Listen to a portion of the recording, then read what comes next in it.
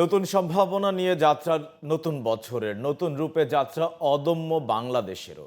অন্য যে কোনো বছরের চেয়ে এবার নতুন বছরের প্রেক্ষাপট একদমই ভিন্ন।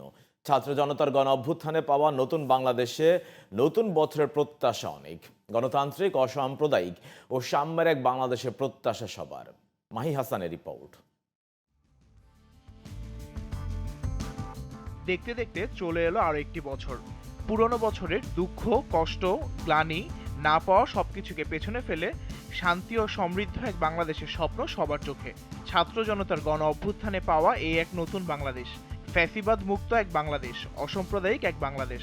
বাংলাদেশের সূর্য আর কখনো অস্তমিত যাবে না, সেরকম একটি বাংলাদেশ দেখার প্রত্যাশায় 2025 সালকে আমরা স্বাগত জানাচ্ছি। এবং এই 25 সাল বাংলাদেশের ইতিহাসের জন্য সবচাইতে গৌরবোজ্জ্বল একটা বছর হয়ে থাকুক, সেটা প্রত্যাশা করছি।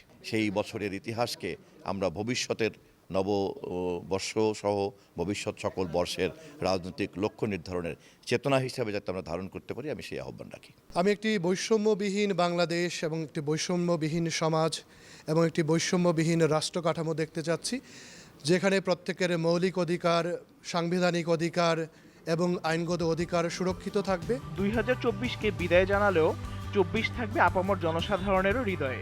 24-এর অর্জন আরও পরিপূর্ণতার দিকে এগোবে নতুন বছরে, এমন প্রত্যাশা তাদের। যার যার ধর্ম তাই ঠিক রাখবে, এটাই হলো ভালোভাবে চললে হয়ে গেল।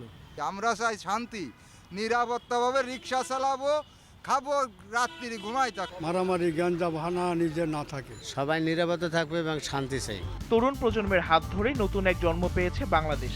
তাদেরও চাওয়া অসাম্প্রদায়িক এক বাংলাদেশ, ফ্যাসিবাদ মুক্ত অসাম্প্রদায়িক একটা বাংলাদেশ চাই। নতুন জেনারেশন তরুণের যে একটা শক্তি, যেটা আমরা সেই শক্তি যাতে সামনে সবার সামনে উঠে আসুক। বৈষম্যবিহীন একটি বাংলাদেশ দেখতে চাই। জুলাই যে গণ অভ্যুত্থান হলো, আমার যে ভাইরা শহীদ হলো, তাদের যে পূর্ণ যে চাওয়াটা, আমরা সবাই যে একটা ঐক্যতা চাই, আমরা যে আর এরকম নোংরা ফ্যাসিজম চাই না, আমি ওরকম একটা উন্মুক্ত, একটা গণতান্ত্রিক এবং সবার জন্য সমান অধিকার বাংলাদেশ চাই।